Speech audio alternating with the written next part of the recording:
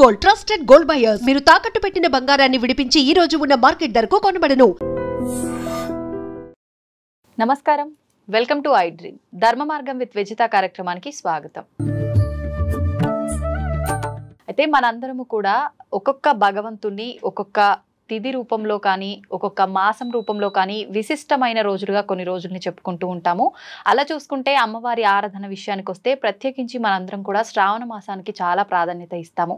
శ్రావణ మాసం ఒకటే కాదు, మార్గశీర మాసంలో కూడా అమ్మవారి ఆరాధన చాలా ప్రత్యేకమైనది. అయితే ఈ మాసంలో కనుక మనం అమ్మవారిని ఆరాధిస్తే చాలా మంచి ఫలితాలు పొందే అవకాశం కూడా ఉంటుంది అని చెప్పి గురుగారు చెప్పారు. ఇప్పుడు మనతో పాటు ఉన్నారు ప్రముఖ జ్యోతిష పండితులు నందిబట్ల శ్రీహరి శర్మ గారు. ఇప్పుడు వారితో మాట్లాడి మార్గశీర మాసంలో అమ్మవారి ఆరాధన, ప్రత్యేకించి లక్ష్మీ అమ్మవారి ఆరాధన గురువారాల్లో ఎలా చేయాలో అడిగి తెలుసుకుందాం. నమస్కారం గురుగారు. వాగర్థావివ సంపృక్తౌ వాగర్థ ప్రతిపత్తయే జగతః పితరౌ వందే పార్వతీ పరమేశ్వరౌ. సదాశివ సమారంభాం శంకరాచార్య మధ్యమాం అస్మదాచార్య పర్యంతం వందే గురు పరంపరాం. ఆదిత్యాయ చ సోమాయ మంగళాయ బుధాయ చ గురు శుక్ర శనిభ్యశ్చ రాహవే కేతవే నమః. శృంగేరి జగద్గురు పీఠాధిపతులకి, కంచి పీఠాధిపతులకి నమస్కారములు తెలియజేసుకుంటూ కార్యక్రమాన్ని ప్రారంభిద్దాం. గురుగారు, ప్రత్యేకించి మార్గశీర మాసంలో లక్ష్మీ అమ్మవారి ఆరాధన, లక్ష్మీ అమ్మవారి ఆరాధన అనగానే ప్రతి ఒక్కరికి కూడా గుర్తొచ్చేది శుక్రవారం. కానీ ముఖ్యంగా అమ్మవారి ఆరాధన లక్ష్మీవారం అంటే గురువారం కింద మనం తీసుకోవాలి పరిగణలోకి. అయితే ఈ మాసంలో ప్రత్యేకించి గురువారాలని మనం ఏ రకంగా ఉపయోగించుకోవచ్చు అమ్మవారి ఆరాధన కోసం తెలియజేయండి. మనకు కృష్ణ భగవానులు వారు కూడా విభూతి యోగం భగవద్గీతలో చెప్పబడింది ఏంటంటే మాసానాం మార్గశీర్షోహం అంటే మార్గశీర్ష సోహం అంటే నేను, అంటే ఉన్నటువంటి 12 మాసాలలో మార్గశిర మాసాన్ని నేను అని చెప్పాడు. అంటే ఈ మార్గశిర మాసము ప్రత్యేకించి నారాయణ స్వరూపము. కార్తీక మాసము మనకు ఈశ్వర స్వరూపం ఎలాగో మార్గశిర మాసము నారాయణ స్వరూపం. ఇటువంటి నారాయణ స్వరూపాన్ని దృష్టిలో పెట్టుకునే మనం గమనించుకున్నట్లయితే ఈ 12 నెలలు అంటే చైత్రం, వైశాఖం, జ్యేష్టం, ఆషాఢం, శ్రావణం, భాద్రపదం, ఆశ్వీజం, కార్తీక, మార్గశిరం, పుష్యం, మాఘం, ఫాల్గుణం, ఈ 12 మాసాలలో ఉన్నట్టుగానే కానీ ప్రత్యేకించి ఇంకొక మాసం కూడా ఉందమ్మా, అదే ధనుర్మాసం. అంటే సూర్య గమనాన్ని ఆధారం చేసుకుని, అంటే వృశ్చిక రాశిలో ఉన్నటువంటి రవి ఎప్పుడైతే ధనుసు రాశిలోకి ప్రవేశం చేస్తాడో అప్పుడు ధనుర్మాసం ప్రారంభమవుతుంది. సహజంగా ధనుర్మాసం అనేటువంటిది పౌర్ణమి తర్వాత పాడ్యమి నుంచి ప్రారంభమవుతుంది. కాబట్టి ఈ ధనుర్మాసం అంటే ప్రత్యేకించి మనం తెలుసుకోదగినటువంటిది ఏంటి? విష్ణు దేవత ఆరాధన. అట్లాగే మనకు ఈ శ్రావణ మాసం అన్నప్పుడు లక్ష్మీ ఆరాధనకి వైభవలక్ష్మీ వ్రతమని, వరలక్ష్మీ వ్రతమని, గౌరీ అయితే శ్రావణ మంగళవారాలని, అలాగే సోమవారాలు అయితే శ్రావణ సోమవారాలని ఈశ్వరుని, ఏ విధంగానైతే శ్రావణ మాసంలో వివిధ దేవతల్ని కొలుస్తామో ఈ మార్గశిర మాసంలో కూడా ఈశ్వరుని కొలిచే విధానం కూడా ఉంటుంది, నారాయణుని కొలిచే విధానం ఉంటుంది. అందున నారాయణుడిని లక్ష్మీనారాయణ స్వరూపంతో కొలుస్తాం. కాబట్టి లక్ష్మీదేవి గోదాదేవిగా జన్మించి శ్రీరంగుడిలో ఏ విధంగా, శ్రీరంగస్వామిలో ఏ విధంగానైతే లీనమైపోయిందో అదే విధంగా ఈ యొక్క లక్ష్మీ వారములు అని అంటారు. అంటే మనకు సంబంధించి లక్ష్మీ వారములు అంటే వీక్షించేటువంటి ఐ డ్రీమ్ ప్రేక్షకులు చాలా మంది ఏమనుకుంటారంటే శుక్రవారమునే లక్ష్మీవారం అంటే, ఎందుకంటే శుక్రవారం లక్ష్మీప్రదము కాబట్టి. కానీ నవగ్రహాల్లో ధనకారకుడు ఎవరయ్యానంటే గురువు. అంటే గురువు దగ్గర ధనము, విద్య, కీర్తి ప్రతిష్టలు, పనులలో అనుకూలత, పేరు అన్నీ కూడాను ఉన్నాయి. కాబట్టి గురువారమే లక్ష్మీవారము. ఈ మార్గశిర మాసములో గురువారం నాడు లక్ష్మీదేవిని ఆరాధన చేయడం అనేటువంటిది ఆచార సాంప్రదాయంగా ఉంది. కాబట్టి అప్పటి నుంచి కూడా గురువారాన్ని లక్ష్మీవాసరం అని అంటారు. మరి ఇప్పుడు మనం లక్ష్మీ అమ్మవారి పూజలు చేయాలన్నప్పుడు అంటే నిత్యం ప్రతి వారంలో ఒక్కొక్క రోజు ఒక్కొక్క భగవంతునికి పెట్టుకొని ఉపవాసాలు ఉండేవాళ్ళు, పూజలు చేసేవాళ్ళు ఉంటారు కదా, అలాంటి వాళ్ళు శుక్రవారం కాకుండా గురువారమే చేయాలంటారా? ఈ మార్గశిర మాసంలో గురువారం నాడే లక్ష్మీ ఆరాధన చేయాలి. ఓకే. మనం శ్రావణ మాసంలో ఎలా అయితే లక్ష్మీదేవత ఆరాధన చేస్తామో ఈ యొక్క మార్గశిర మాసంలో కూడా లక్ష్మీ ఆరాధన చేసినటువంటి వ్యక్తికి సిరి సంపదలకి లోటు ఉండదు. ఇది సాక్షాత్తు లక్ష్మీదేవియే మనకు సెలవిచ్చింది.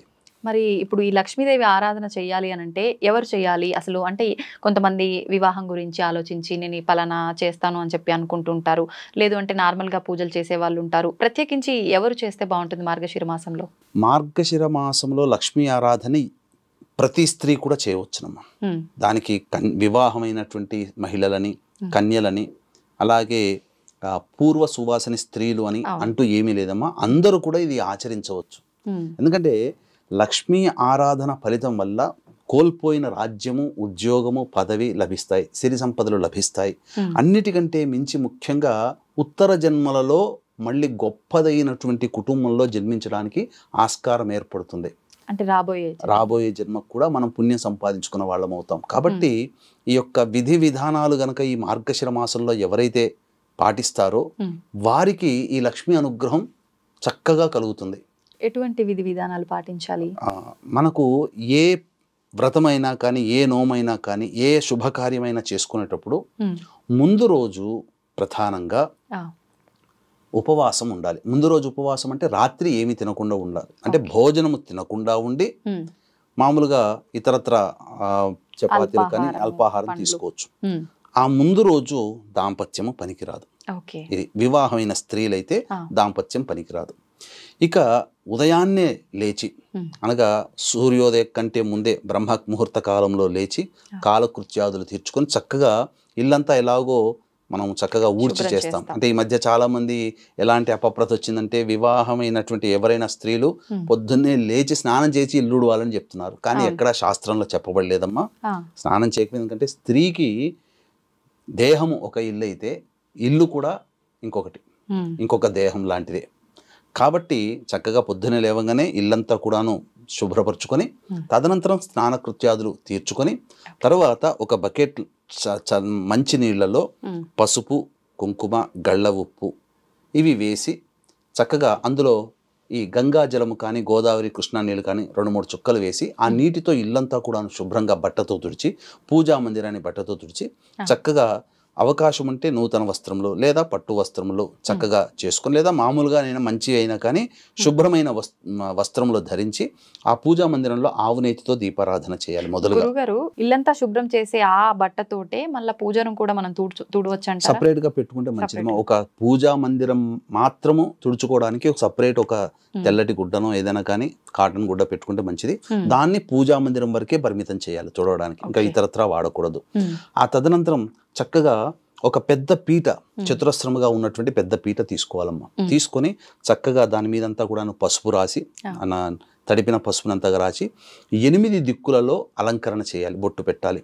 తర్వాత మధ్యలో ఈ యొక్క అష్టదళ పద్మం వేయాలి. వేసి మళ్ళీ ఈ విధంగా 2 రేఖలు, మళ్ళీ 2 రేఖలు, మళ్ళీ 2 రేఖలు, ఇట్లా ఆ రౌండ్ అయిన అష్టదళ పద్మానికి ఆనుకొని దాన్ని మళ్ళీ ఆ రేఖల మధ్యలో ఏదైనా పద్మం లాంటిది వేసి అప్పుడు దాని మీద ఒక ఎర్రటి గుడ్డ కానీ లేకపోతే పసుపు రంగు కలర్ గుడ్డ కానీ పరిచి అప్పుడు దాని మీద లక్ష్మీనారాయణుడితో కూడుకున్నటువంటి చిత్రపటం పెట్టుకోవాలి. ఒక్క లక్ష్మీ అమ్మవారిని పెట్టకూడదు. ఎందుకంటే వీక్షించేటువంటి ప్రేక్షకులు గమనించాల్సిన అంశం ఏంటంటే ఈ యొక్క లక్ష్మీ అమ్మవారి పూజ చేసేటప్పుడు లక్ష్మీ అమ్మ నారదుల వారి అడిగారట, అమ్మ నువ్వు ఒక చోట స్థిరంగా ఉండవు ఎందుకమ్మానంటే అందరూ లోకంలో ఉన్న మనుషులందరూ కూడా నన్ను కావాలనుకుని కోరుకుంటూ నా ఫోటో నన్ను మాత్రమే ఆహ్వానిస్తారు, పూజిస్తారు. నా భర్త ఎక్కడ ఉంటే నేను అక్కడ ఉంటాను కదా, అందుకని నా భర్తని విస్మరిస్తున్నారు కాబట్టే వాళ్ళ కోరిక మేరకు ఉండి వెంబడే వెళ్ళిపోతాను. ఎవరైతే నా భర్తతో సహా నన్ను పూజ చేస్తారో వాళ్ళ ఇంట్లో నేను స్థిరంగా ఉంటాను అని.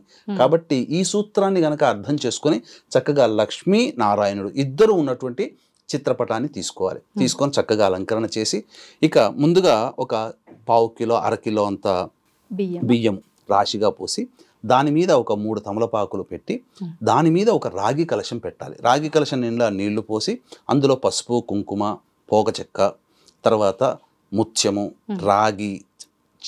రాగి పైసా, చిన్న వెండిది చిన్న ముక్క, ఒక గ్రాము కాదమ్మా 1/4 గ్రాము బంగారు ముక్క దొరికితే, బంగారం కొనలేని శక్తి ఉన్న వాళ్ళు ఉంటారు కదా, జమ్మి ఆకుల్ని అందులో వేయవచ్చు, అది బంగారంతో సమానం. కాబట్టి ఆ విధంగా అవి వేసి అందులో వట్టివేళ్ళు వేస్తే ఇంకా మంచిది.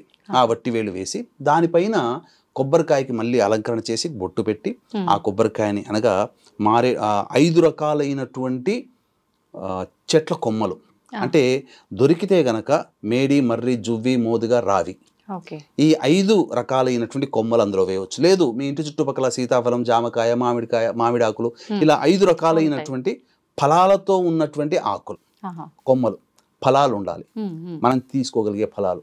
కాబట్టి అవైనా వేసి చక్కగా దాని మీద కొబ్బరికాయ పెట్టి దాని మీద ఒక జాకెట్ గుడ్డ మనము అమ్మవారికి కలశానికి పెట్టడానికి ఆ విధంగా రెడీ చేసుకొని చక్కగా ఆ కలశానికి ముందుగా తమలపాకులో పసుపు గణపతిని చేసుకొని మొదలుగా పసుపు గణపతిని పూజ చేసుకోవాలి. గణపతి యొక్క అనుజ్ఞ తీసుకొని చక్కగా ఈ యొక్క లక్ష్మీ అమ్మవారి పూజని వ్రత విధానాన్ని ఆచరిస్తున్నాను. ఈ ఆచరణ ప్రభావం వల్ల నాకు ఉన్నటువంటి అమ్మవారి అనుగ్రహం నాకు, నా కుటుంబానికి, నా ప్రజలకి కలుగుగాక అని చెప్పి సంకల్పం చేసుకొని ఆ గణపతి దగ్గర అనుజ్ఞ తీసుకొని తదనంతరం ఈ యొక్క వైభవలక్ష్మి కానీ వరలక్ష్మి వ్రతం కానీ ఏ విధంగానైతే మనం శ్రావణ మాసంలో ఆచరిస్తామో అదే విధానాన్ని ఆచరించాలి. షోడశోపచార విధానంగా చేసిన తర్వాత వ్రత కథ చెప్పుకోవాలి. అది ఎప్పుడు అవన్నీ అందులో ఉంటాయమ్మా. ఇవన్నీ ఈ పూజలన్నీ ఎప్పుడు చేయాలి అని అంటే ప్రదోషకాల సమయంలో చేయాలి. ఉదయం నుంచి గురువారం ఉదయం నుంచి సాయంకాలం వరకు కూడా వీలైతే ఉపవాసము, ఉండలేని వాళ్ళు పాలు పండ్లు ఇతరతర పదార్థాలు తిని భోజనం చేయకుండా అల్పాహారం మాత్రం తీసుకొని ఉండి సాయంకాల ప్రదోషకాల సమయంలో ఈ పూజ చేసుకోవాలి. ఈ పూజ చేసుకునే సందర్భంలో ప్రదోషకాలం అంటే సాధారణంగా ఇప్పుడు 5:16, 5:20 సూర్యాస్తం అవుతుంది. కాబట్టి 4:30 నుంచి దీని లెక్కలో తీసుకోవాలి. ఆ ప్రదోషకాలం 4:30కి దీపారాధన చేసేసి చక్కగా నిద్ర మాత్రం పోకూడదమ్మా. ఎవరైతే స్త్రీలు ఈ వ్రతాన్ని చేస్తున్నారో పగటి పూట నిద్రపోకూడదు. 4:30 కల్లా మళ్ళీ ఇల్లంతా శుభ్రం చేసుకొని అంతగా పూజా మందిరం శుభ్రం చేసుకొని దీపారాధన చేసేసి ఈ వ్రతాన్ని ఆచరించాలి. సాయంకాలం 6:30 కల్లా అయిపోతుంది. తర్వాత ఆ యొక్క ఉదయం పూట సాయంత్రం పూట ఆవు నేతితోనే దీపారాధన చేయాలి. ఇది నియమం. ఇక ఈ యొక్క వ్రతాన్ని చేసేటప్పుడు ఎలాంటి పరిస్థితులు ఉండాలనంటే భార్యాభర్తలు చేసుకోవచ్చు, భార్య చేయొచ్చు, భర్త చేయొచ్చు, ఎవరైనా చేసుకోవచ్చు.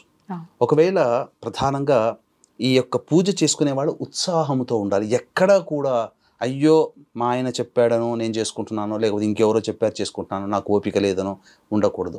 చేసుకునే భార్యని కూడా భర్త ఏమాత్రం కూడా తిరస్కరించకూడదు.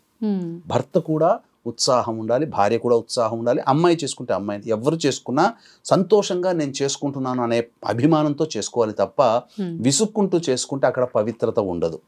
మనస్సులో పవిత్రత లేనప్పుడు ఎన్ని పూజలు చేసినా ఏం లాభమమ్మా.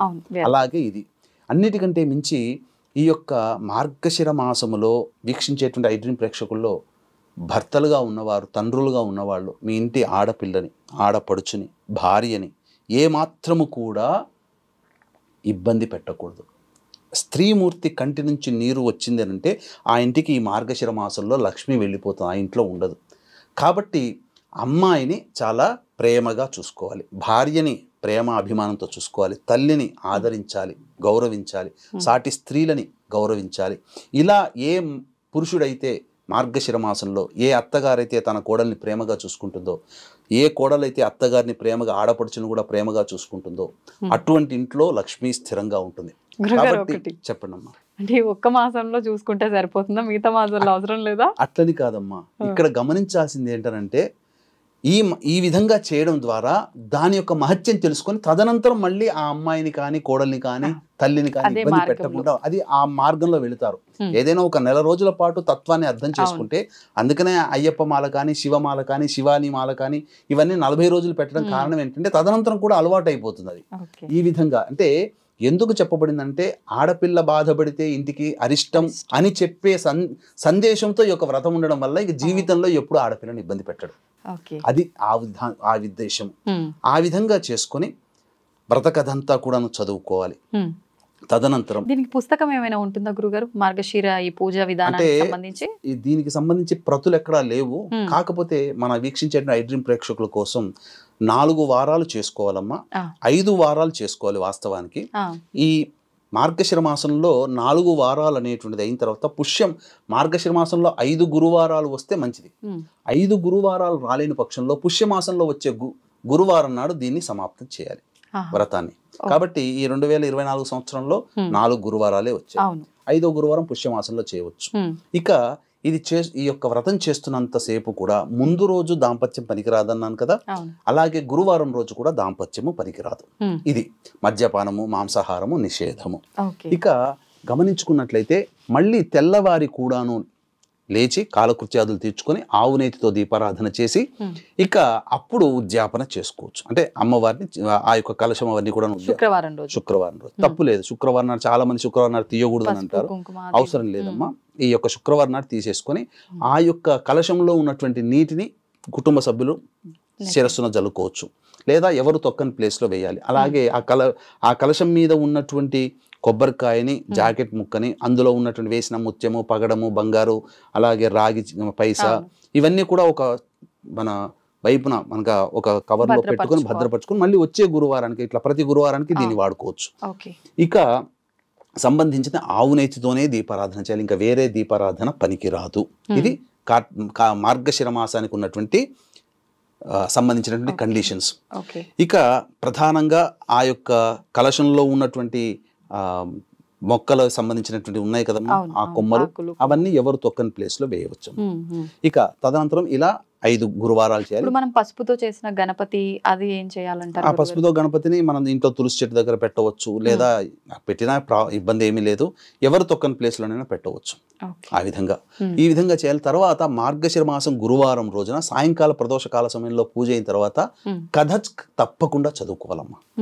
అయితే అదృష్టవశాత్తు కొంత పరిశోధన చేసిన తర్వాత ఈ యొక్క 3 వివిధ రకాలైనటువంటి కథలు మనకున్నాయి. కాబట్టి ఒకే కథను కాకుండా మన ఐడ్రీమ్ ప్రేక్షకుల కోసం ప్రతి గురువారము ఒక్కొక్క కథని అనేటువంటిది మనం అందించడం జరుగుతుంది.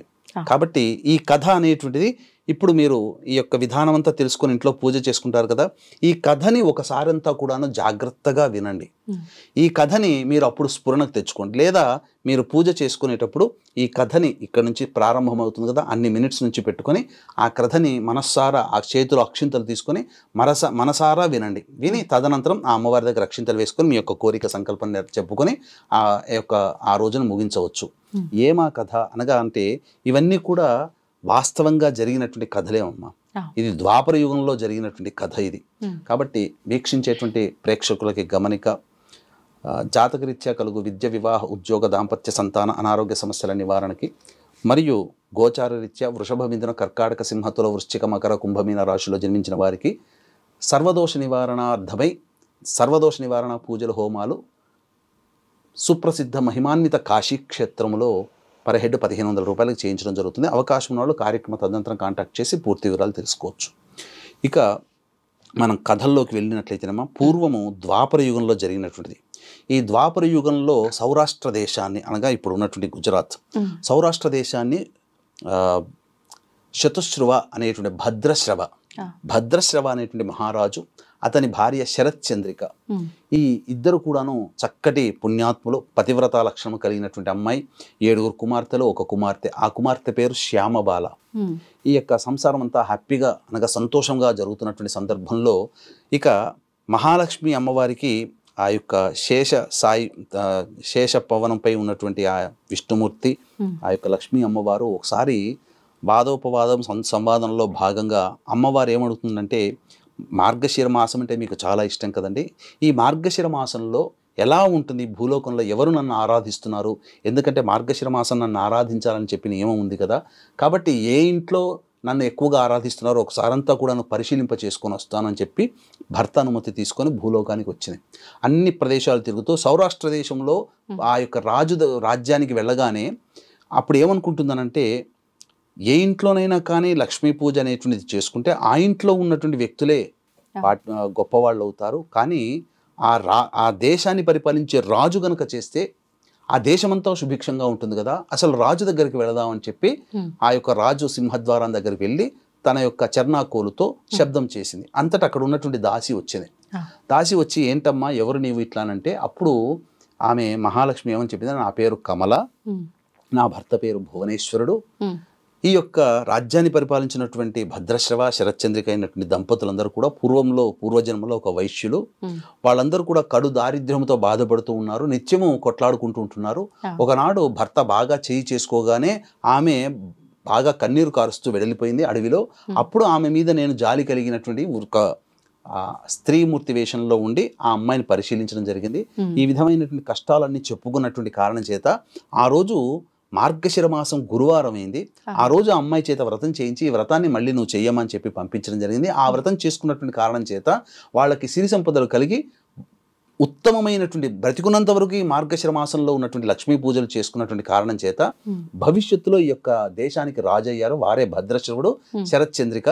కాబట్టి ఈ విషయం ఆమెకు చెప్దామని వచ్చాను. వాళ్ళు మర్చిపోయారు ఈ జన్మలో లక్ష్మీ వ్రతం ఆచరించడం. ఈ వ్రతం ఆచరించడం చెప్పడానికే నేను వచ్చానమ్మా అని చెప్పాను. కానీ ఆ దాసి వెళుతుంది. ఆ దాసి చేత కూడా ఏమని ప్రార్థిస్తుంది, నా చేత ఈ వ్రతాన్ని చేయించమ్మానంటే ఆ విధానమంతా చేయిస్తుంది ఆ దాసి చేత లక్ష్మీ అమ్మవారి. తదనంతరం ఆ దాసి సంతోషించి, నా వల్ల నీకు ఆలస్యమైందమ్మా, ఇప్పుడే వెళ్ళి రాణికి చెప్పొస్తాను. రాణికి దగ్గరికి వెళ్ళి చెప్తుంది. రాణి దగ్గరికి వెళ్ళి చెప్పగానే అపహాస్యం చేస్తుంది. ఎందుకనంటే గత జన్మ చెప్పడానికి వచ్చిందా, ఎవరు ఈ జన్మే గుర్తుండట్లేదు, నిన్నేం జరిగిందో గుర్తుండదు, అటువంటిది గత జన్మ జరిగింది చెప్పడానికి వచ్చిందంటే ఆమె మోసగత్తి అయి ఉంటుందని చెప్పి లోపల పిలిపించుకున్న తర్వాత ఆమెని అపహాస్యమాడి ఆమెని వెళ్ళగొట్టింది. వెళ్ళగొట్టేసేసరికి అంతటా బాధపడుతూ, నన్నే వెళ్ళగొడతావా, నన్ను వెళ్ళగొట్టినందుకు నేనే నీ నుంచి దూరం అయిపోతాను అని చెప్పింది. నీ శపథాలు నీ శాపాలు నాకేం తగలవులే, నేను ఆనందంగా ఉన్నాను, నాకేం అవసరం లేదు నీ యొక్క ఆశీర్వచనం అని చెప్పి అవమానించి పంపిస్తుంది. ఆ విధంగా సాక్షాత్తు అమ్మవారి అంటే అమ్మవారి లక్ష్మీ రూపం కాదు కదా, ముదుసలి రూపంలో వచ్చింది. కాబట్టి ఆ విధంగా ఇంట్లోంచి వెళ్ళిపోతున్నప్పుడు కోట దగ్గరికి రాగానే ఆమె కుమార్తె అయినటువంటి శ్యామబాల కనబడింది. ఏంటమ్మా బాధపడుతూ వస్తున్నావు అంటే, ఇలా పలానా అని చెప్పి వృత్తాంతం అని చెప్పగానే మా అమ్మగారు తెలియక అని ఉంటుంది. ఆ వ్రతం ఏదో నేను చేస్తానమ్మా, నా చేత చేయించండి అని చెప్పగానే ఆ అమ్మాయిని కూర్చోబెట్టుకొని చక్కగా మళ్ళీ చేయించింది. చేయించినటువంటి కారణం చేత ఆ శ్యామబాలకి పొరుగు ఉన్నటువంటి రాజు కొడుకు మాలాధర్, ఆ మాలాధర్ అనే వ్యక్తి వివాహం చేసుకోవడం. తదనంతరం ఈ లక్ష్మీ అమ్మవారు బాధపడుతూ పోయింది కదమ్మా. అంతటా వాళ్ళ లక్ష్మి అంటే కళ సంపద అన్నీ వెళ్ళిపోయాయి. వాళ్ళేమో పూర్తిగా ధనహీనులైపోయారు. రాజ్యం పోయింది. అసలు డబ్బుకి చాలా కటకటలాడిపోతున్నారు. ఇక్కడ అమ్మాయి వ్రతం చేసినటువంటి కారణం చేత ఆ ఇంట్లోకి వివాహమై వెళ్ళిన తర్వాత ఆ ఇంట్లో ఆ రాజు దేశమంతా కూడాను బాగా విస్తరించింది. చక్రవర్తి అయిపోయాడు అనమాట. ఇక తదనంతరం చాలా బాధపడుతూ ఉన్నప్పుడు ఒకనాడు ఈ శరత్చంద్రిక ఏమన్నదంటే, మన అమ్మాయి వాళ్ళు చక్కగా పొరుగున్నటువంటి రాజ్యంని పరిపాలిస్తున్నారు కదా, వాళ్ళ దగ్గరికి వెళ్ళి ఏదైనా సహాయం అడుగుదామని చెప్పానంటే, అలాగే ఆయన వెళతాడు. భర్త వెళ్ళి, ఆ భద్రశ్రవుడు అనేటువంటి వ్యక్తి వెళ్ళి ఆ వెళుతున్నటువంటి కారణంలో ఒక బావి దగ్గర శోషపడి తప్పిపోయి కింద పడిపోతాడు.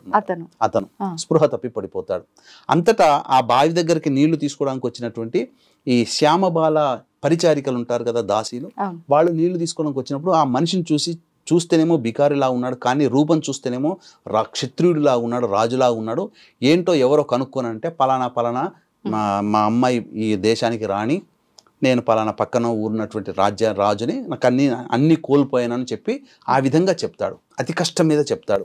ఈ వృత్తాంతం అంతా కూతురు శ్యామబాలకు చెప్పడం కానీ, అయ్యో మా నాన్న ఇంత దీన పరిస్థితిలో ఉన్నాడా అని చెప్పి అతనికి వెంబడే ఒక చక్కటిగా కట్టుకోవడానికి వస్త్రములు అవన్నీ ఇచ్చి, తర్వాత రథం ఇచ్చి ఇంటికి పిలిపించుకుని వచ్చిన తర్వాత చాలా చక్కగా భోజనం పెట్టి అన్ని వసతులు చేసి బిందె నిండా ఒక బంగారు నాణ్యములు ఇచ్చి అమ్మగారికి ఇవ్వమని చెప్పి పంపిస్తుంది. ఈ విధంగా లక్ష్మీ అనుగ్రహం లేదు కదా ఈమెకి. ఇంటికి వెళ్ళి ఆ బిందె దగ్గరికి పోగానే బిందె తీసి చూస్తే అన్ని బొగ్గులు, అంటే బొగ్గురాళ్ళు ఉన్నాయి. ఇప్పటికీ కూడా మన అమ్మాయికి మన మీద కనికరం లేదు ఇట్లా అని చెప్పి బాధపడుతున్నది. అంతటా తర్వాత ఇంటికి వెళ్ళిన తర్వాత మళ్ళీ నాన్న నుంచి ఎటువంటి కబురు రాలేదు అని చెప్పి ఒక మార్గశిర మాసంలో ఆ అమ్మాయి 3వ గురువారం రోజున పుట్టింటికి వెళుతుంది. అంతటా తాను వ్రతం చేసుకుంటూ శ్యామబాల తన అమ్మగారిని కూడా పక్కన కూర్చోబెట్టుకుని వ్రతం చేయించింది అమ్మ వాళ్ళ ఇంట్లో. ఈ వ్రతం చేసినటువంటి కారణం చేత కోల్పోయిన సంపదంతా తిరిగి వచ్చింది. ఈ విధంగా వ్రతాన్ని ఆచరించడం వల్ల ఆ కుటుంబంలో సిరి సంపదలకి, ఆనందానికి, చక్కటి దాంపత్యానికి కొదవ ఉండదు అనేటువంటి యొక్క వృత్తాంతమే కథ. కాబట్టి వీక్షించేటువంటి ప్రేక్షకులు ఈ కథ వృత్తాంతాన్ని అంతా కూడాను చక్కగా విని ఆచరించి ఈ యొక్క మార్గశిర వ్రతాన్ని ఆచరించండి. మళ్ళీ వచ్చే గురువారం నాడు మరి ఒక కథ, ఈ మార్గశిర మాసంలో జరిగినటువంటి మరి ఒక కథ, మళ్ళీ ఆపై వచ్చే మార్గశిర గురువారం నాడు ఇంకొక కథ. ఈ విధంగా చేయాలి. 4 గురువారాలు ఖచ్చితంగా చేయాలమ్మా.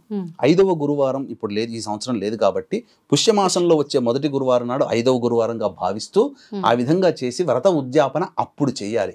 అప్పుడు ఆ వ్రత ఉద్యాపన ఏ విధంగా చేయాలి అని అంటే, 1 కానీ 3 కానీ 5 కానీ 7 వివాహమైన స్త్రీలు కానీ లేదా కన్యలను కానీ పిలిపించి వారిని లక్ష్మీ అమ్మవారి స్వరూపముగా భావించి వాళ్ళకి చక్కగా తాంబూలాది కార్యక్రమాలు ఇచ్చి అమ్మవారిని పూజించినట్టుగానే వాళ్ళకి పూజ చేసి చక్కగా భోజనం పెట్టి స్త్రీ అలంకరణ వస్తువులైనటువంటి అద్దము, దువ్వెన, కాటుక, గాజులు, రవికబట్ట, పూలమాల, పసుపు, కుంకుమ ఇవన్నీ కూడా ఒక చాటలో పెట్టి వాయనం ఇవ్వాలి. 3 సార్లు ఇచ్చినమ్మా పుచ్చుకుంటున్నమ్మా అని చెప్పించుకొని ఆ యొక్క ఎంతమంది ముత్తైదును పిలిపించుకొని అంతమంది ముత్తైదుల చేత ఆశీర్వచనం తీసుకొని ఆ విధంగా చేసినట్లయితే తర్వాత బ్రాహ్మణుడి కూడా స్వయంపాక దానము మరియు వస్త్రదానం కనుక చేసుకున్నట్లయితే ఆ మహిళకి చిరకాలము సౌమంగళ్యతా సిద్ధి మరియు దాంపత్యము ఆనందంగా ఉంటుంది. ఇంకొక విశేషం ఏంటంటే కోల్పోయిన సంపద కానీ ఇవన్నీ ఉంటాయి కదా, అవన్నీ తిరిగి వస్తాయి. దరిద్రంతో బాధపడేటువంటి వ్యక్తులందరూ కూడా ధనహీనులైనటువంటి వాళ్ళు కూడా చక్కగా ధనాన్ని పొందగలుగుతారు. ఎందుకంటే కలియుగంలో ధనమిదం మూలం జగత్ కాబట్టి ధనాన్ని పొందినటువంటి వాళ్ళందరూ కూడా సుఖ సంతోషం అంటే వాళ్ళ అవసరాలు తీరుతాయని చెప్పవచ్చమ్మా. అయితే గురుగారు ఇప్పుడు పెళ్ళైన వాళ్ళే కాదు పెళ్లి కాని అమ్మాయిలకు కూడా వాయనం ఇవ్వచ్చు అన్నారు కదా. ఇప్పుడు ఇంట్లో తల్లి పూజ చేస్తుందంటే వాళ్ళ పిల్లలు ఇద్దరు ముగ్గురు ఆడపిల్లలు ఉన్న వాళ్ళు కూడా ఉంటారు, వాళ్ళకి ఇచ్చిన పర్వాలేదు అంటే ఒకే ఇంట్లో వాళ్ళు కదా, ఒకే ఇంట్లో వాళ్ళకి ఇచ్చుకుంటే ఆ వ్రత ఫలితం దక్కదు. ఎందుకంటే రక్త సంబంధీకులు కదమ్మా. అంటే ఉన్నటువంటి పొరుగున్నటువంటి వాళ్ళకి కానీ మొదలు తల్లికి ఇచ్చుకోవచ్చు, తప్పులేదు. అంటే ఒక్కరికి ఇచ్చుకుంటే తప్పులేగా మొత్తం కుటుంబ సభ్యులందరికీ ఇచ్చుకొని ఇంకా అంటే ఏ ఇంట్లో అంటే వాళ్ళ సొమ్ము ఒకవేళ వివాహమై బయటికి వెళ్ళిన ఆడపిల్లలు అయితే ఇచ్చుకోవచ్చు అమ్మా. దానికి ఆ విధంగా చేయడానికి ఇబ్బంది లేదు. చక్కగా లేదా ఎవరైనా పండు ముత్తైదులు ఉంటారు వాళ్ళకి ఇచ్చుకున్నా సరిపోతుంది, ఎవరైనా చేయొచ్చమ్మా. మరి ఇప్పుడు ఇది వ్రతం అన్నారు కదా, ప్రతి సంవత్సరం ఆచరించాలంటారా ఇలా? లేదు మన ఇష్ట ప్రకారంగా ఒక సంవత్సరం చేసుకొని. పూర్వకాలంలో ప్రతి సంవత్సరం కూడా ఈ శ్రావణ మాసము, కార్తీక మాసము, అలాగే ఆశ్వీజ మాసము, మార్గశిర మాసము ఇవి ఆచరించేవాళ్ళు. అందుకనే ఈ భారతదేశం అంతా కూడా బంగారుమయం, సమస్త విధమైనటువంటి సంపదలతో తలతూగుతుండేది. ఎప్పుడైతే ఈ పరాయి పాలకులు ఎప్పుడైతే వచ్చి మన సాంప్రదాయాన్ని భ్రష్టు పట్టించారో మనం ధనహీనులైపోయాం. అంటే మరి మిగతా దేశాల అందరూ కూడా ధనాన్ని సంపాదిస్తున్నారంటే వాళ్ళు ఇట్లాంటి వ్రతాలు చేస్తున్నారా అని కూడా అడిగే వాళ్ళు ఉంటారు. అక్కడ ఏంటనంటే నిస్వార్థమైనటువంటి సేవ ఉన్నటువంటి వాళ్ళు ఖచ్చితంగా వర్క్ ఈజ్ వర్షిప్ ఇవన్నీ కూడా మనలో దైవత్వం. ఎందుకనంటే అక్కడి వాళ్ళకి ఇట్లాంటి పూజాదులు చేసే అధికారం లేదు. మనం ఈ యొక్క భారతావనిలో పుట్టడమే మన అదృష్టం. ఎందుకంటే ఈ అదృష్టం వల్లనే మనం పూజలు చేసుకుంటాం. అక్కడ మిగతా ఏ దేశాల వాళ్ళకి కూడాను జంబూ ద్వీపము దాటినటువంటి ఏ దేశాలకి కూడాను పూజలు చేసే అధికారం లేదు. అక్కడ చేసినా ఫలించవు. భారతావనిలో ఇక్కడ చేసుకోవాలి. అందుకనే ఎక్కడెక్కడో వాళ్ళు వచ్చి ఇక్కడ పూజలు చేసుకుంటారు. అయితే ఇప్పుడు మీరు ఇందాక శ్రావణము, ఈ కార్తీకం, ఈ మాసాలు ఎలాగో మార్గశిర మాసం కూడా అలానే అన్నారు. అయితే పూజ ముందు రోజు, పూజ చేసుకునే రోజు కనుక మనం మాంసాహారం నిషిద్ధము, కొన్ని నియమాలు పాటించాలి. కానీ కార్తీక శ్రావణ మాసాల్లో చాలా మంది మాంసాహారులు కూడా ఆ నెలంతా తినకుండా ఉండే వాళ్ళు ఉన్నారు. ఈ మాసం కూడా అలా ఏమైనా నియమం ఉందంటారా? పర్వాలేదా? నియమం పెట్టుకుంటే మంచిదమ్మా. కానీ కనీసము ఈ యొక్క కార్తీక మాసము ఎలా అయితే ఆచరిస్తారో మార్గశిర మాసంలో గురువారం రోజున మాంసాహార భోజనం నిషేధం. అసలు అన్ని వేళలా చూసుకుంటే మాంసాహారాన్ని భుజించకూడనటువంటి రోజులంటే ఆదివారములు, ఏకాదశులు, పౌర్ణమిలు, అమావాస్యలు. ఇంకొకటి మనకు చెప్పబడినటువంటిది ఏంటంటే మృత శరీరం, మృత కళేబరం తిన్నా తప్పు లేదు. కానీ మన కోరిక కోసం ఒక ప్రాణమును చంపి తినడం వల్ల ఆ ఉసురు మనకు తగులుతుంది. అందుకనే పాపాత్మలం అవుతున్నాం. కలియుగంలో అందరూ పాపం ఎందుకు చేసుకుంటున్నారంటే ఈ విధంగా జంతువధ జరగడం వల్ల. అయితే గురుగారు, ఈ వ్రతం మార్గశిర మాసంలో ఎన్ని గురువారాలు వస్తాయో 4 అయితే 4, 5 అయితే 5, లేదంటే మరుసటి పుష్యమాసంలో ఇంకొక వారం ఖచ్చితంగా 5 వారాలు చేయాల్సిందే అన్నారు. మరి ఒకవేళ ఆడవారికి వీలు పడని ఆ 4 రోజులు 5 రోజుల్లో గురువారం కనుక కలిసి వస్తే మనం ఒక వారం ఖచ్చితంగా మిస్ చేస్తాం కదా, మరి దాని పరిస్థితి ఏంటి? ఇక్కడ గమనించాల్సింది అంటే మనకు ఆ యొక్క వ్రత విధానంలో చెప్పబడింది ఏంటంటే ఒక కండిషన్ కూడా చెప్పబడి ఉంది. ఏంటనంటే ఈ యొక్క ఏదైనా ఇబ్బంది వచ్చినట్లయితే కన్న కూతురుతోనైనా చేయించడం, లేదా భర్తతోనైనా చేయించడం, లేదు ఇంకా ఎవ్వరూ అవైలబుల్లో లేరండి అంటే బ్రాహ్మణుని పిలిపించైనా చేయమన్నారు. కానీ నియమాన్ని మాత్రం ఉల్లంఘించకూడదు అని చెప్పబడింది. కాబట్టి ఎవరైనా ఇంటి కుటుంబ సభ్యులు చేయవచ్చు ఇది పూజ. కానీ ఆ పూజ మార్గశిర మాసంలో ఆపకూడదు. అంటే మన ఇంట్లో వాళ్ళతోనే చేయించాలా? మన ఇంట్లో స్నేహితులతోనైనా కానీ చేయించవచ్చు, మన పేరున కానీ పెట్టుకొని చేయించవచ్చు. కానీ మార్గశిర గురువారాలు మాత్రం ఆపకూడదు. ఎందుకంటే ఖచ్చితంగా కండిషన్లో రాయబడింది, ఏదైనా ఇబ్బందులు వచ్చినా, స్త్రీలకు ఏదైనా ఇబ్బందులు వచ్చినా ఇంట్లో ఎవరితోనైనా కానీ చేయించాలి. కానీ వ్రత ఉల్లంఘన నియమం ఇట్లా ఒక రోజు ఒక వారం బ్రేక్ చేయకూడదని చెప్పబడిందమ్మా. కాబట్టి సాధారణంగా ఈ విధంగా చేయవచ్చు. చాలా వరకు అంటే ఒక్కొక్క దేవుడికి ఒక్కొక్క రోజు, వారంలో ఉన్న ఒక రోజును తీసుకొని విశేషంగా ఆ రోజు ఆ స్వామిని ఆరాధించాలి అని చెప్పి ఇలా చూసుకుంటే వారం అంతా ఒక్కొక్క రోజు ఒక్కొక్క దేవతకి సంబంధించిన ఆరాధన అని చెప్పి ఆ రోజున ఉపవాసమా, ఈ స్వామికి ఈరోజు ఇదే చెయ్యాలి, ఈ రంగు వస్త్రాలు మనం ధరించాలి, స్వామికి చేస్తున్నప్పుడు ఈ రోజు విశేషంగా ఇదే చెయ్యాలి, ఇలా అంటే వారానికి దేవుడికి ఒక కనెక్షన్ అనేది పెట్టి పూజలు ఎక్కువగా ఆచరిస్తూ ఉన్నాం. అంటే టెంపుల్కి వెళ్ళాల్సి వచ్చినా కూడా శనివారం అంటే వెంకటేశ్వర స్వామి, సోమవారము అని అంటే శివయ్య దగ్గరికి, శుక్రవారము అంటే అమ్మవారి దగ్గరికి, ఇలా ప్రతి ఒక్కటి వారం పైన డిపెండ్ అయి ఉన్నాయి. అంటే ఇవన్నీ మన అవసరానికి అనుకూలతని బట్టి వచ్చినాయా, లేకపోతే నిజంగా శాస్త్ర ప్రకారంగా ఇవన్నీ ఉన్నాయా? శాస్త్ర ప్రకారంగా దేవతలు అయితే చాలా మంది ఉన్నారు. వారానికి ఒక దేవత శాస్త్రానుసారంగా. వారానికి ఒక దేవతని మనం పూజిస్తాం. ఎప్పుడు తెలియని వయసులో, okay, school days, college days అనుకుందాం. ఇవాళ గురువారం దత్తాత్రేయ స్వామికి వెళ్ళాలి, దక్షిణామూర్తికి వెళ్ళాలి, ఫ్రైడే అమ్మవారికి వెళ్ళాలి, మండే శివుడికి వెళ్ళాలి అని. మనం తెలుసుకోవాల్సిన విషయం ఏమంటే పరమాత్మ అంతా ఒక్కటే, భగవంతుడు ఒక్కడే. మనకి విభిన్న శక్తుల్లో వచ్చారు దేవతలు. ఎప్పుడు కూడా భిన్నత్వంలో ఏకత్వం చూడాలి. ఇది అందరికీ అలవాటు పడాలంటే కొంచెం టైం పడుతుంది, చాలా టైం పడుతుంది. ఇది అంత జల్దీ అవగతమయ్యే విషయం సాధ్యం కూడా అవ్వదేమో. సాధ్యపడాలి. సాధ్యపడితేనే మనం ఒక స్టెప్ ముందుకు వెళ్ళినట్టు ఆధ్యాత్మిక మార్గంలో ఉన్న వాళ్ళైతే. ఖచ్చితంగా ఉపాసకులకి ఎందుకు అంత శక్తి ఉంటుంది అని చెప్తారు? వాళ్ళు ఒక్కటే దేవత ఆరాధన చేస్తారు ఉపాసకులు. గృహస్థులకి ఎందుకు అంత శక్తి లేదు? రోజుకొక దేవుని మొక్కుతారు. నేను మొక్కడం తప్పు అనట్లేదు, కానీ ఒక్క దేవుడిలోనే అందరి దేవులను చూడాలి అంటున్నాను.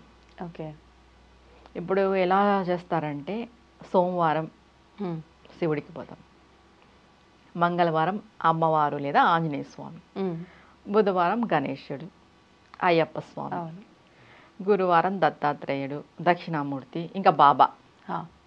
ఇలా ఫ్రైడే అమ్మవారు, శనివారం వెంకటేశ్వర స్వామి, ఆదివారం సుబ్రహ్మణ్య స్వామికి ఇచ్చినాము. ఇప్పుడు యాక్చువల్గా మంగళవారమే సుబ్రహ్మణ్య స్వామిది ఇచ్చినాము, ఆదివారం ఇచ్చాము సుబ్రహ్మణ్య స్వామికి. సూర్య భగవానుడికి నాన్ వెజ్ తినాము, అది అట్లే సుబ్రహ్మణ్య స్వామికి కన్వర్ట్ అయిపోయింది. ఓకే, ఆదివారం. ఇలా వారానికి ఒక దేవుణ్ణి నువ్వు మొక్కుతున్నావు. ఏం తెలుసుకున్నావు నువ్వు మొక్కటం వల్ల? ఏం తెలుసుకోవాలి? ఎలా తెలుసుకోవాలి? అంతే కదా. ఇప్పుడు 10 మంది మనకు ఫ్రెండ్స్ ఉంటారు, 10 మంది మనకి క్లోజ్గా ఉంటారు కదా? ఉండరు, ఒక్కరే క్లోజ్గా ఉంటారు. డై హార్ట్ ఫ్రెండ్ అని, ప్రాణ స్నేహితుడు అని అంటాం కదా. అలా వారానికి ఒక దేవుడు ఉన్నా కూడా ఒక్క దేవునిపైనే నీకు నమ్మకం ఉంటుంది ఎక్కడో మనసులో. నిజం, అవునా కదా? ఆ దేవుని నువ్వు బయటికి తీయాలి. ఓకే, ఆ ఎక్కడో నీకు మనసులో నమ్మకం ఉంది చూడు దేవుడు, ఆ దేవుని బయటికి తీసి ఆ దేవుడిలో వీళ్ళందరినీ చూసుకోవాలి. అవునా కాదా? ఇప్పుడు అందరు ఫ్రెండ్స్ ఉన్నారు, నీకు ఏదో కష్టం వచ్చింది, నువ్వు అందరిని అడిగినావు. ఒక ఫ్రెండ్ ఏమనుకుంటాడు, అరే వాడిని కూడా అడిగినాలే వాడు హెల్ప్ చేస్తాడేమో అనుకుంటాడు. ఇంకొక ఫ్రెండ్ ఏమనుకుంటాడు, వాడిని కూడా అడిగినాలే వాడు హెల్ప్ చేస్తాడేమో అనుకుంటాడు. ఇప్పుడు నువ్వు శివయ్యని అడిగినావు, నీకు కష్టం వచ్చిందని శివయ్యకి చెప్పినావు, ఆంజనేయ స్వామికి చెప్పినావు, అమ్మవారికి చెప్పినావు. అమ్మవారు ఏమనుకుంటుంది, మా ఆయన చూసుకుంటాడులే, మా ఆయనతో చెప్పింది కదా ఆల్రెడీ అని అమ్మవారు అనుకుంటుంది. హనుమాన్ ఏమనుకుంటాడు, సాక్షాత్ మహాదేవుడికి అడిగింది, మధ్యలో నేను ఎందుకు ఎంటర్ కావాలి, మహాదేవుడు చూసుకుంటాడులే అనుకుంటాడు. మహాదేవుడు ఏమనుకుంటాడు, మా ఆవిడికి చెప్పిందిలే, మా ఆవిడికి శక్తి అసలే, ఆమె చూసుకుంటుంది అనుకుంటాడు. అవునా కదా? అందరి పొత్తులా లాస్ట్కి ఏమైపోతుంది, ఏమీ జరగదు. నేను మొక్కొద్దు అనట్లేదు, బాగా వినండి, మొక్కొద్దు అని చెప్పట్లేదు. అంటే క్లారిటీ ఉండాలి. ఒక్కటే భగవంతుడిని పట్టుకొని ఒక్కటే భగవంతుడిలో అందరి దేవతల్ని చూడాలి. ఆ స్టేజ్కి మనం రావాలి, ఆ స్థాయికి మన సాధన ఉండాలి. గృహస్థులకైనా నేను ఇదే చెప్తాను, ఉపాసకులకైనా ఇదే చెప్తా. ఉపాసకులు ఆటోమేటిక్గా ఒకటే దేవత ఆరాధన చేస్తారు. ఓకే, గృహస్థులు ఏమంటే ఇలా చేస్తారు, ఒక్కొక్క రోజు ఒక్కొక్కరు. ఇప్పుడు మనకి ఏదైనా జాతకరీత్యా దోషాలు ఉన్నాయి, అప్పుడు కొన్ని రోజులు పాటించడం నేను తప్పు అనను. ఓకే, ఇప్పుడు మీ ఇలవేల్పు శివయ్య, మీకు ఏదో అనారోగ్యంగా ఉంది, భయాందోళనగా ఉన్నారు, ఆంజనేయ స్వామికి తిరుగు అని చెప్పారు. తిరగద్దు అనను నేను, తిరగండి, ఆ రెమెడీ చెయ్యండి. ఆ పరిష్కారం అయిపోయిన తర్వాత మీరు తిరిగింటారు, చూసింటారు కదా ఆంజనేయ స్వామిని, చేసింటారు కదా ఒక 40 రోజులు పూజ. ఆంజనేయ స్వామిని శివయ్యలో చూసుకోవాలి మీరు.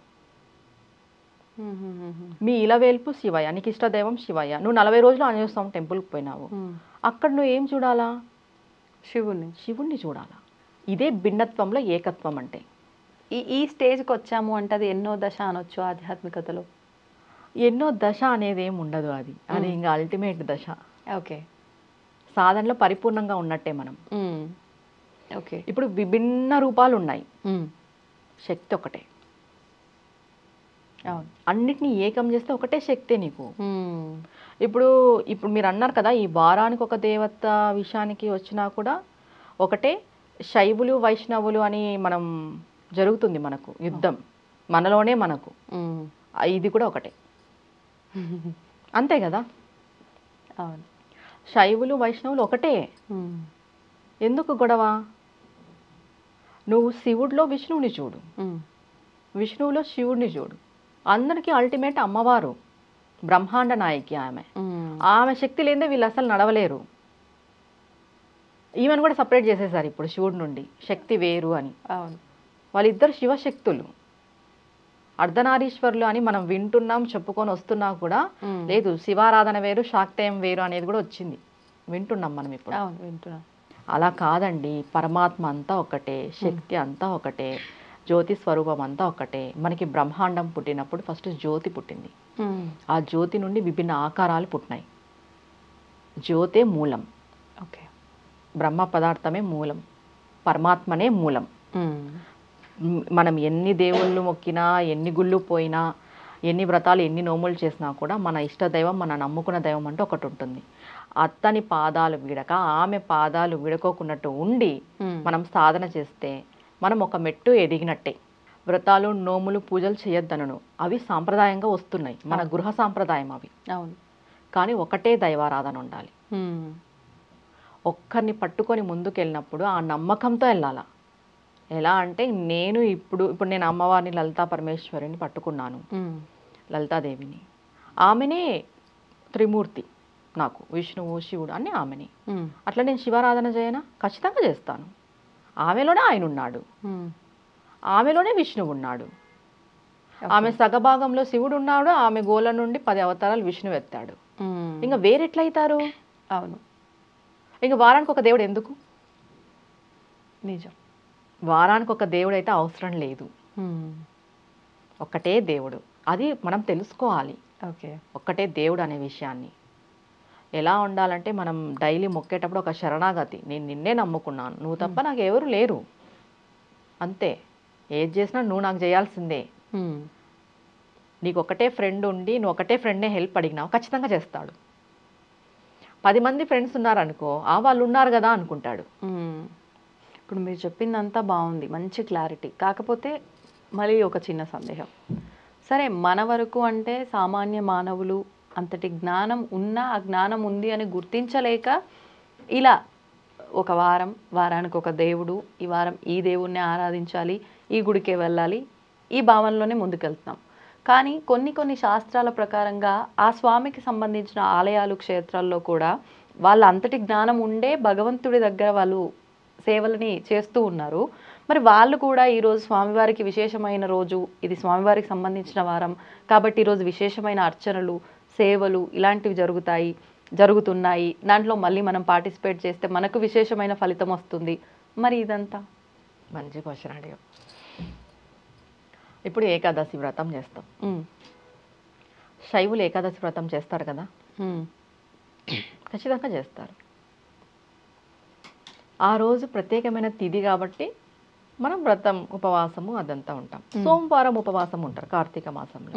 అరే మరి ఏకాదశికి ఉపవాసం ఉన్న మన సోమవారం ఉపవాసం ఎందుకు ఉండాలి? ఉండకూడదు కదా. నీ క్వశ్చన్ ప్రకారం అయితే.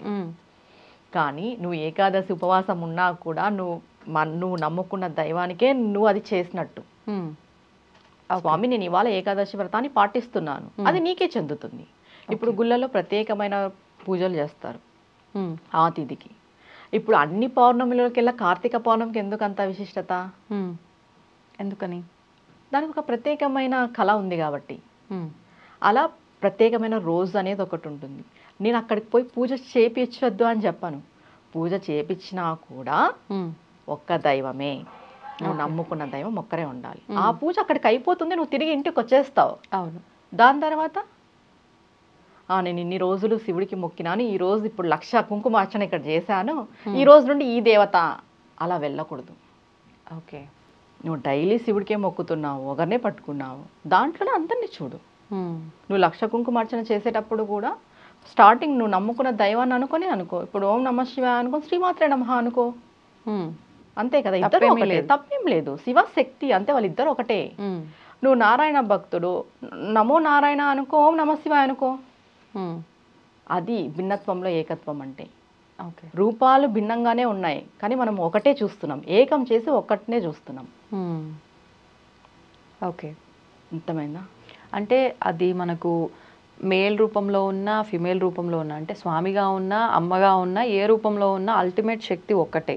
రూపాలు విడివిడిగా, అంటే ఒక్కొక్కరి జ్ఞానానికి తగ్గట్టు, ఒక్కొక్కరి ఇబ్బందికి తగ్గట్టు ఈ రూపంలో అయితే ఈ ఆరాధన విశేషం అన్నట్లుగా పెట్టారు. కానీ ఈ జ్ఞానాన్ని తెలుసుకున్న వాళ్ళు మీరు అన్నట్టుగా భిన్నత్వంలో ఏకత్వం అంతా ఒక్కటే, అంతే. ఈ రూపంలోనే ప్రతి తిథి ఆచరించినా, ఏం ఆచరించినా, కానీ ఆచరించకుండా ఉండకూడదు. ఆచరించాలి, బట్ ఏకత్వంగా ఆచరించాలి. ఇప్పుడు మనం కార్తీక మాసం ఉదయం విష్ణువుకి చేస్తాం, సాయంత్రం శివుడికి చేస్తున్నాం కదా. అవును.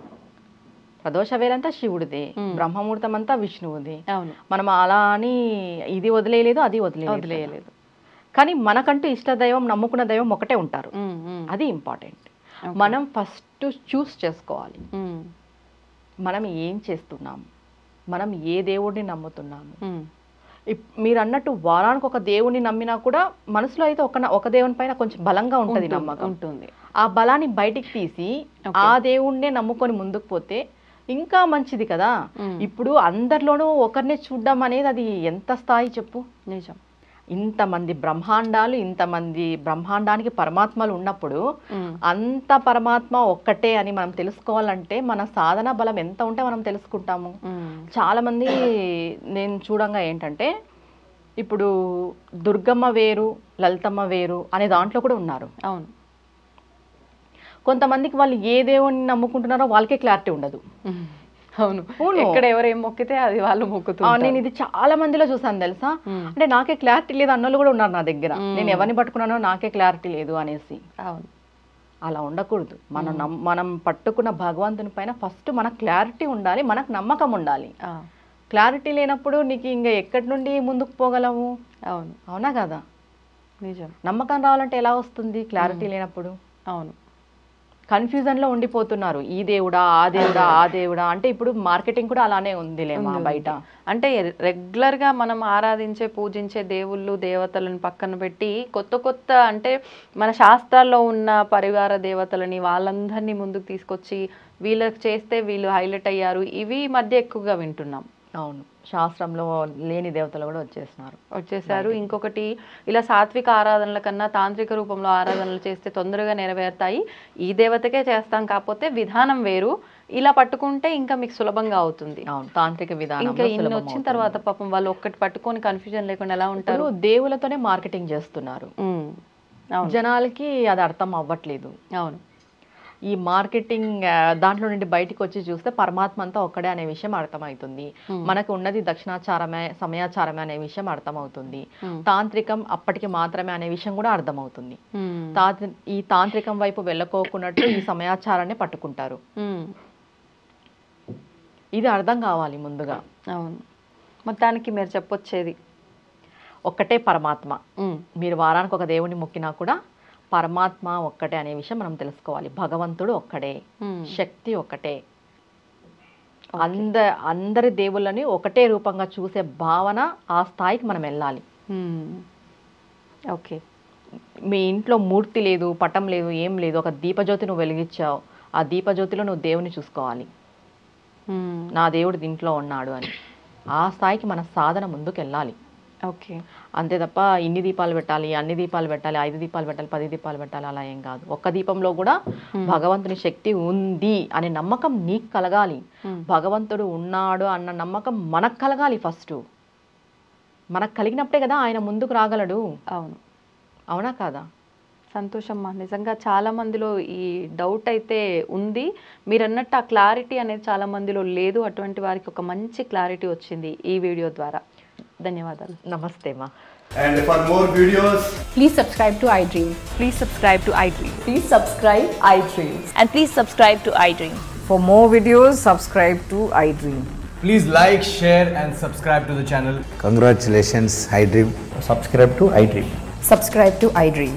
So subscribe to iDream Media. iDream की iDream team अंदर की huge congratulations. Please subscribe iDream Media. Please subscribe to iDream. Subscribe iDream. Please subscribe to iDream. iDream అంటే నా కళల ఛానల్ను సబ్స్క్రైబ్ చేసుకున్న నోరు తిరుగుతలేదు. మీరైతే గంట గుర్తు కొట్టండి. For more such videos, please subscribe to iDream. Subscribe to iDream. Please subscribe to iDream. Please subscribe iDream Media. Please do subscribe to iDream. Please subscribe to iDream Media. For best entertainment and information, please subscribe iDream. And don't forget to subscribe to iDream.